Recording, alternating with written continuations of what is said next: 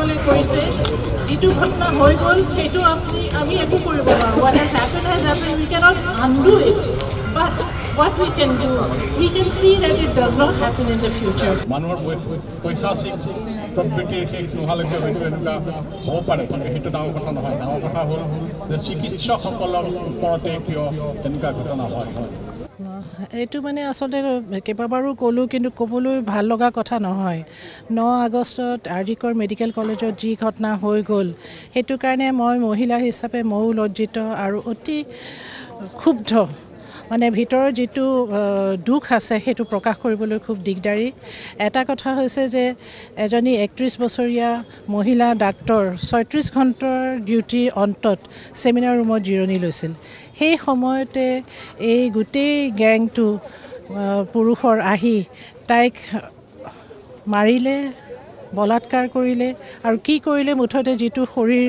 মানে পাইছে মানুহে সেইটো বস্তু মানে অতি বেয়া অৱস্থাত শৰীৰটো তাৰমানে কলাৰ বোন ভাঙা পেলভিক বোন ভাঙা তেজ জোৰে তোৰ পৰা ওলাই আহিছে আৰু প্ৰথম আৰু এইবিলাক কি হৈছে মাক দেউতাকক ভুলকৈ কৈছে যে তাই ছুইচাইড কমিট কৰিছে তাৰমানে গোটেই কথাটো তেওঁলোকে হস্পিটেলৰ যি মূল মানে প্ৰিন্সিপালকে আদি কৰি যি ষ্টাফ আছে তেওঁলোকে গোটেই ঘটনাটো কাভাৰ আপ কৰিব বিচাৰিছে আৰু সেইকাৰণে যেতিয়া মাকহঁত আহি পাইছে তাইৰ কাপোৰবিলাক ধুই দিছে কাপোৰ নাই ৱালত পেইণ্ট কৰিছে আৰু য'ত যি চিহ্ন আছে য'ৰ পৰা হেৰি ধৰিব পাৰিব কোনে মানে কামটো কৰিছে সেইবিলাক নোহোৱা কৰি দিছে খালি এজন ল'ৰাৰ কাণৰ মানে ইয়েৰফোনটো পাইছে আৰু যাৰ পাইছে তেওঁ বোলে একচুৱেলি এই ক্ৰাইমটোৰ লগত লিপ্ত নহয় কিন্তু সেইবোৰ কথা পিছত ওলাব গতিকে এই যিটো কাভাৰ আপটো অতি লজ্জাৰ কথা আৰু এইটোৰ কাৰণে মানে আমি বিচাৰোঁ যে দোষীক প্ৰথম কথা দোষীক সাব্যস্ত কৰিব লাগে দ্বিতীয় কথা দোষীক খুব মানে এক্সেম্পলাৰী পানিছমেণ্ট দিব লাগে এনেকুৱা ধৰণৰ পানিছমেণ্ট দিব লাগে যিটোৰ পিছত অন্য মানুহে আৰু ৰেপ কৰিবলৈ নিবিচাৰে আৰু তৃতীয়তে আমি বিচাৰোঁ সুৰক্ষা আমাৰ ছাত্ৰ ছাত্ৰীবিলাকৰ কাৰণে সুৰক্ষা দিব লাগে হোষ্টেলবিলাক ইনষ্টিটিউশ্যনবিলাকত যাতে কোনো ধৰণৰ বাহিৰৰ এলিমেণ্টে আহি তেওঁলোকক দিগদাৰি দিব নোৱাৰে তেওঁলোকে যাতে নিৰ্ভয়ে ঘূৰি ফুৰিব পাৰে এইটো কাৰণে আমি চৰকাৰক আহ্বান জনাব security and safety of doctors and that is the physical side সেইটো ফিজিকেল ছাইডটো হ'ব কিন্তু মানসিকতা এই যিটো ৰেপ কৰাৰ মানসিকতা সেইটো কি হ'ব গতিকে আমি অৰিয়েণ্টেশ্যন প্ৰগ্ৰাম কৰিব লাগিব আমি মতা মানুহবিলাকৰ সৰু ল'ৰাবিলাকৰ মাজলৈ গুচি যাব লাগিব আমি মাকবিলাকক ট্ৰেইন কৰিব লাগিব যাতে এনেকুৱা ধৰণৰ মানসিকতা মানে গ্ৰ' নকৰে যে ৰেপ কৰিব এনেকুৱা ধৰণৰ কথা যাতে ওলাই নপৰে সেইটো এটা সকল প্ৰতিবাদত বহিব লগা হৈছে আজি ডক্টৰসকল প্ৰতিবাদত বহিব লগা হৈছে এইটো এটা ডাঙৰ কথা আৰু এতিয়া আমি ডাক্তৰে সাধাৰণতে আমি প্ৰতিবাদ নকৰোঁ এতিয়া কালি যে আমি 24 ঘণ্টা যে আমি বন্ধ কৰিম আমি তথাপিও ইমাৰ্জেঞ্চি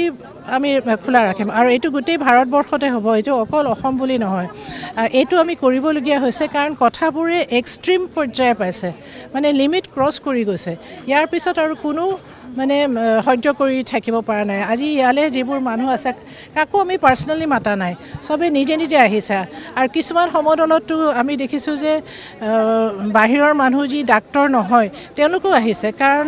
যিটো ঘটনা হৈ গ'ল মই নামটো ক'ব খোজা নাই সেই ছোৱালীজনীৰ লগত সহমৰ্মিতা জনাই স্থানীয় লোক অকল ডাক্তৰসকলে নহয় সকলোৱে মানে আগবাঢ়ি আহিছে আৰু সকলোৰে ক্ষোভ আৰু অন্তৰত দুখ পোষণ কৰিছে আৰু কাইলৈ আমাৰ বন্ধ আমাৰ মানে নন এচেঞ্চিয়েল ছাৰ্ভিচেছ মানে সম্পূৰ্ণ বন্ধ কৰিব ইমাৰ্জেঞ্চি মাত্ৰ থাকিব ইমাৰ্জেঞ্চি মানে কোনোবাই লেবাৰ পেইন লৈ আহিছে এক্সিডেণ্ট আহিছে পয়জনিং আহিছে সেইবোৰহে খোলা থাকিব তাৰ পৰা পৰহিলে 18 তাৰিখ 6টা বজালৈকে সকলো নন ইমাৰ্জেঞ্চি যিবিলাক আমাৰ চিকিৎসা সকলোবিলাক বন্ধ থাকিব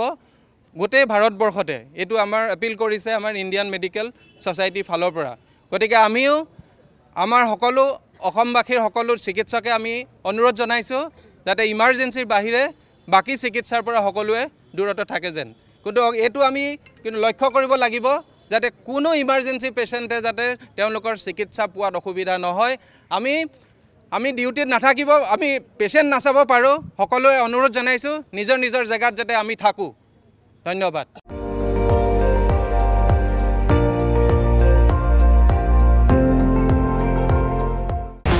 আপুনি চাই আছে ND24